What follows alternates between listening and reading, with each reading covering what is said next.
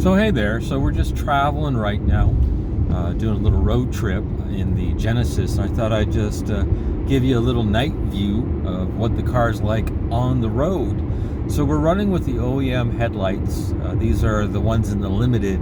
These are just the standard lights that the car comes with. They're not the HUD or the projection style, they're just the ordinary headlight. So you get an idea what the entry level is all about. This is your regular setting. And if we go to a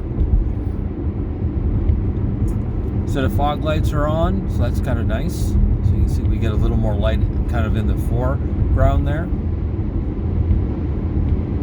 So you can see that does add a little more.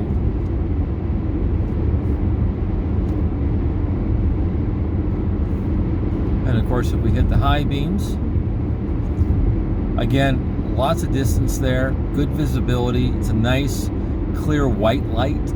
So it's one of those things that if you're out there and you're shopping for a 2013 Hyundai Genesis, and it is the Limited or it is the GLS model in other markets, in other words, the entry level without the fancy HUD style lighting or the projection style lighting, it does quite well all by itself. So it's just a quick little short to tell you, hey, if you're out there, this is what it's like.